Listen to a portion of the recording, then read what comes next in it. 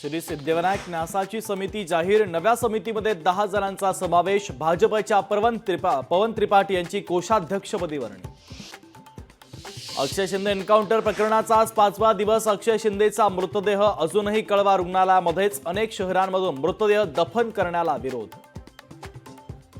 केंद्रीय पथकाची नाशिकच्या लासलगाव बाजार समितीला भेट। कांद्याचे भाव आणि सध्याची परिस्थिती जाणून घेण्यासाठी केंद्रीय पथकाची बाजार समितीला भेट। केंद्रीय महामार्ग मंत्री नितीन गडकरी यांच्या संकल्पनेतून निर्माण करण्यात आलेल्या ऑक्सिजन बर्ड पार्कचा उद्या लोकार्पण। पक्ष्यांच्या विविध प्रजातींसाठी हा परिसर आश्रयस्थान ठरणार। 1 ऑक्टोबरला अजित पवारांचा पुण्यात मेळावा। पुणे शहरातील 8ही विधानसभा मतदारसंघांचा अजित पवार घेणार आढावा।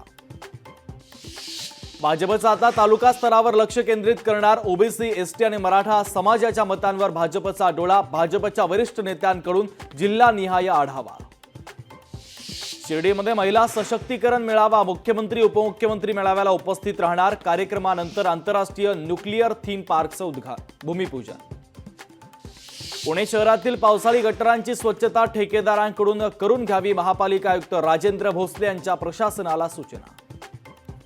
शक्तीपीठ महामार्ग रद्द करण्यासाठी मागणी। शक्तीपीठ महामार्ग बाधित शेती बचाव कृती समितीची मागणी। मागणीसाठी सरकारच्या विरोधात महाड आंदोलन। अभिनेत्री कंगना रनौतच्या इमर्जन्सी चित्रपटाला सेन्सॉर बोर्डाचा हिरवा कंदील। काही दृश्यांना कात्री लावल्या। चित्रपटाच्या प्रदर्शनाला हिरवा कंदील दाखवण्यास हरकत नसल्याची सेन्सॉर बोर्डाची भूमिका।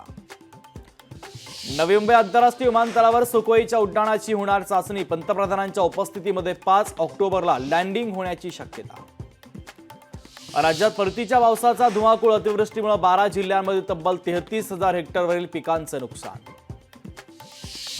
अखेर विठ्ठल रुक्मिणी मातेच्या पूजेची 1 ऑक्टोबरपासून होणार ऑनलाईन नोंदणी। 1 ऑक्टोबरपासून भाविकांना पूजेची ऑनलाईन बुकिंग करता येणार।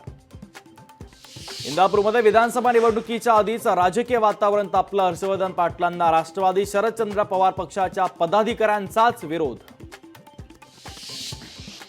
शेतमजूर आणि कामगारांच्या किमान वेतनामध्ये वाढ। वेतनवाढ करण्यासंदर्भात केंद्र सरकारचा निर्णय तर केंद्रीय श्रम आयुक्तांच्या वतीनं अधिसूचना जारी।